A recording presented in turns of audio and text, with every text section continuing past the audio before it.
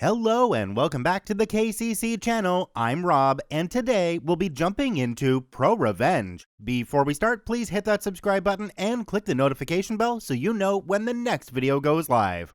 Our first story today comes to us from OlderSparky. Rabs, we do not prank here. A Sparkies Tale. Let's jump right in.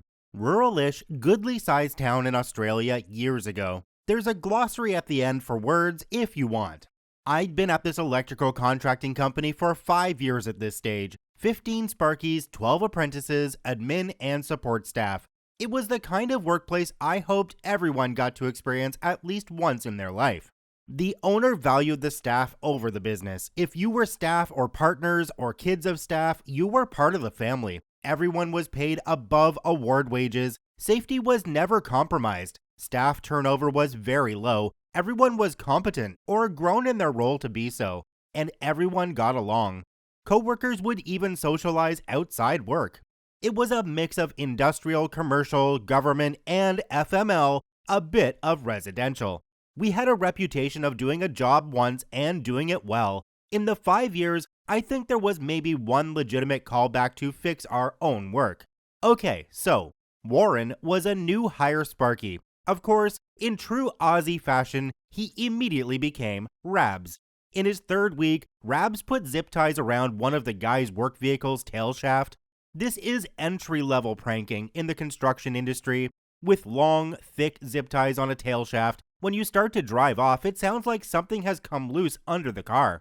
As a team lead, I pulled him aside and gave him the good news. We don't prank here, mate. Not even just the zip ties, nothing. Sure, we give the apprentices the traditional fool's errand crap as you do, like sending them to find a left-handed screwdriver, but we don't prank each other. It is currently verboten.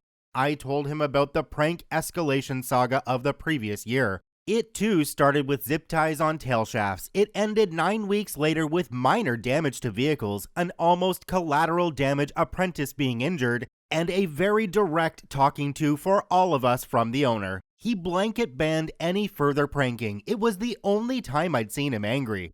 I'm not going to write a how-to prank book here. Things started small, got more and more elaborate, then messy. We had 15 tradies with varying degrees of knowledge of electrical systems, control systems, electronics, pumps, actuators, relays, radio transmitters and receivers, welding, etc., and access to a crap ton of equipment and toys. 15 evil MacGyvers. The next week, I suspected he wouldn't be passing his 3-month probation period. 2 things happened. It became obvious that he'd polished his resume when he got sent to look at a pressure pump that he haughtily declined any advice or assistance with, then blew the effing thing up. He didn't listen, and on the Friday, he put zip ties on my vehicle's tail shaft. Time to drive the point home. I didn't pull him aside again. Having kept a few items from the prank saga, I came into work early on the Saturday morning and got to business. Forklifting down my forbidden pallet from way up in the racking, I uncovered my handmade Perspex box and set it up.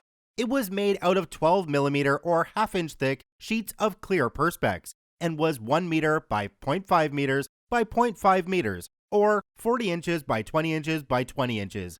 The sides were hinged, sealable, and clasped so you could unfold it. The removable sealable top had breather holes and clasps to secure it to the sides. It also had screws driven through it, all spread out. Because he was still on probation, Rabs wasn't on call and had to leave his work vehicle at work. Grabbing the keys, I opened his toolboxes and unloaded his cordless tools, drill, impact gun, angle grinder, and hammer drill onto a workbench, then began dismantling them. The components of a cordless power tool usually include the 2 halves of an outer shell, the inner working of the tool, and screws of varying sizes to hold it all together. The shell sections I wrapped in cling film. The inner workings of each tool went into its own big Ziploc bag. All the different size screws from all the tools went into one Ziploc bag, because F him. Through trial and error during the prank saga, I'd refined the use of this box. One by one, each item got put on the upturned lid and tied to a screw with a string. When finished and holding the lid the right way up, it looked like a weird mobile. or a 3D exploded parts diagram. After coating both sides of the lid and inside the walls of the box with silicone spray, the lid got lowered and sealed. Then I went and got the cans of expanding foam. The nozzles fit well into the sealable injection point in one side of the box. After being squirted in, the foam would rise up past all the hanging parts, the parts having been spread out to ensure even distribution throughout the box. While the foam was rising, I set about making a spray paint stencil from a sheet of cardboard. Late Sunday afternoon, coming back to the box, I was met with a solid block of yellowish hard foam. After taking the top screws out, the silicone spray made it easy to unfold the box. The string got trimmed and the sides tidied. It was a nice looking block. The stencil was used across one side with red spray paint. A trolley helped get the block of foam out to the smoko table. I got into work early on Monday before the owner and filled him in. He was disapproving, but understood. Sometimes it's easier to ask forgiveness than permission. When the guys started rocking up, I was at the table and was met with variations of, "Oh crap, not again." So he effed up then. That effing box. When Rabs showed up, he saw the stenciled message. "Rabs, we do not prank here." He asked what was going on, and I told him exactly what was in the big block of foam, and why. And that while zip ties might be his pranking starting point, this was mine. The owner appeared and gave us a refresher on the pranking ban. Over the next couple of weeks, Rabs got to use the spare power tools at work as he rebuilt his at home. Honestly, putting all the screws in one bag was about the worst thing I could have done. He didn't prank again. None of us did. Rabs got let go short of his probation period. He just effed up too much on simple jobs, despite being given guidance, training, and a fair go. It was a shame, really. I don't like seeing fellow tradesmen fail. Thank you for reading. As mentioned at the beginning, OP included a glossary, and I'm going to include it here. Sparkies, electricians, loved by some, all people, hated by others, painters. Warren or Rabs. A warren is where rabbits live out in the wild. This is how the name Rabs works. Warren, rabbit, Rabs. Incidentally, Watership Down is an excellent book and film about wild rabbits. Bring tissues. Smoko is supposed to be a morning or afternoon break. It's actually a myth. A smoko table is like a staff room table. Ours was outside under the big shed awning. You drink coffee at it in the mornings and beer on Friday afternoons. Resume, French for curriculum vitae. This is Latin for the lies you write down to get a job. In a resume, you can use a thesaurus to make your most boring jobs and achievements sound important. Example, facilitation of remedial means to assist staff in reaching full potential. Verboten, forbidden. I like the word. It makes things sound super extra forbidden. Can be misleading sometimes because of the way it sounds. People are like, why is he talking about boats now? I am confused. Cling film, glad wrap, saran wrap, plastic wrap. You put this on items in expanding foam that you don't want it to stick to, and other uses like wrapping a drunk passed out mate to a bed. Expanding foam squirts out of the can as a liquid, expands because science, and hardens after about 12 to 24 hours, unless it doesn't harden in the middle. Then you have liquid sticky crap everywhere. It might be the stickiest substance on the planet. Go out and buy some for your kids. They'll have a ball. To get at items suspended in hardened expander foam, you get a knife or saw or something and cut them out, like a sculptor going on a treasure hunt. Well, first of all, when you see a Sparkies Tale in the title, you know it's going to be an amazing story. I think this is the 4th one of his we've had on the channel. OP said down in the comments, accidents are okay. Not learning from them, well, that's another story. That perfectly sums up this whole story. Our second story today comes to us from ELS 314 STL. Don't tell me I'm the side piece. I'll help your wife ruin your life. Let's jump right in. I was reminded of this situation just yesterday, so thought I'd end up posting this story here. Back in late November 1998, maybe early December, I met a great guy at Borders, large chain bookstore that's sadly no longer in business, in the LGBT studies section. We hit it off, at first talking about a book we were both interested in, then moving to have coffee and talking for several hours. We exchanged numbers, and he said he'd call me in a couple days to go out. I was shocked to meet someone in such a public place and admit that any date we would have would end up being in a public place. I was 19 at the time, but knew from stories how gay bashings usually started like this. Paranoid? Maybe. Anyway, he called as promised, and we set up a date for that Saturday. Dinner was amazing. After dinner, coffee at a nearby coffee house ended with us talking until they closed at 1 a.m. He was a gentleman, never made an inappropriate move, and his goodnight kiss was on the cheek no less. I gave it until midweek before I called him and asked if he'd like to go out again. He said he was hoping I'd call, and we made plans for the next weekend. One thing led to another, and we began seriously dating. By March, we were pretty serious. Now, mind you, he was 29. Age hasn't been a big thing with me. My hubby is 10 years older than me. And besides, he didn't mind that I couldn't go out to the bars since he wasn't too interested in them anyway. From this point, he'll be BF, boyfriend. Now to the point of the lie I mentioned in the title. So late March rolls around and we're out at a local gay-friendly sports pub watching a baseball game, go Cards, and holding hands as young love does. So he excuses himself to use the restroom, and after a minute or so, a woman walks up to the table. I expect a verbal bashing to start. Not the first nor last, but she asked me if boyfriend is real name, and I said he was. She had a look on her face that seemed I just outed him, and not in a good way. She gave me her number, asked I not mention her coming up to the table, asked that I call her the next day, and walks off. Boyfriend comes back and I didn't say anything, since I was taken aback by what just happened. I figured this was a family member, and I, being young, didn't want anything to interfere with the night.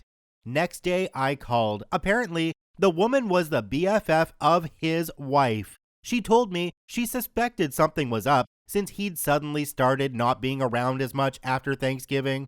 I asked if she was sure boyfriend was who she thought he was, since I couldn't believe what I was hearing. She mentioned a few tattoos of his upper arm, chest, back, as well as a scar from his appendectomy.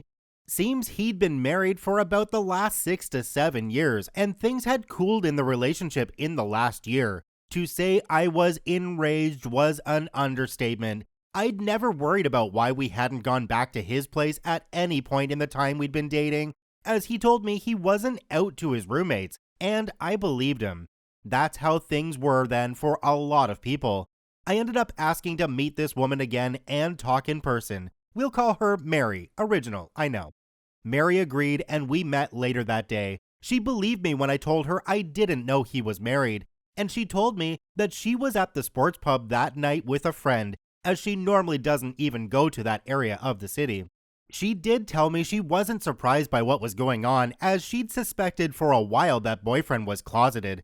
Now, the revenge. A few days after we met, Mary called and asked if we could meet again, as the wife, we'll call her Jan, wanted to meet me. I agreed, albeit shocked Mary had told her. Jan was fantastic, and my heart broke for such a sweet woman getting cheated on. Apparently, she knew this would happen. She found some that confirmed her suspicions. I found out they didn't have kids. She couldn't conceive, and I was thankful that there wouldn't be any awkward conversations with them. I told Jan that I'd end it. I couldn't be with someone who would sneak around like this. Mind you, boyfriend and I were safe when we had sex, but I told Jan that she would need to get a full-spectrum STD test to make sure she was healthy. I also told her she needed to leave boyfriend. Well, she apparently had gotten tested, was waiting for the results, and had already gotten a lawyer. But what she said next floored me. See, I was happy to end it with boyfriend and call him out for what he'd done. Jan, however, had other ideas. Seriously, folks, do not set off nice people. They are scary AF when they snap. Jan asked that I meet up with boyfriend like nothing was wrong, but that she be told the when and where. I was in. So, per now typical Friday night, boyfriend and I meet up for dinner at our favorite neighborhood coffee shop. After dinner, Jan showed up with Mary, and boyfriend was ghost white. In 20 minutes, he got called out, iced coffee thrown on him by Jan and myself, served with divorce papers, and watched as Mary, Jan, and I walked out, getting high fives from the staff and the owner. To say that Jan took him for everything is an understatement. Boyfriend, it seems, came from money, old money at that, and didn't sign a prenup. She got half of his inheritance, their house, the lakefront house, one of his rental properties, and alimony. He ended up having to move out of state. Jan kept me apprised of the divorce, which went pretty fast since he didn't fight it, and I offered to be there if they needed testimony or a statement. I didn't know how all that worked back then. She told me she'd let me know if they needed me for any part of the process. She did tell me that her STD test thankfully came back negative, and she ended up making a pretty penny selling the lakefront house. Between her having to figure out what to do with a now empty house, selling the other, a rental property, and me being in college and working full-time, we lost touch.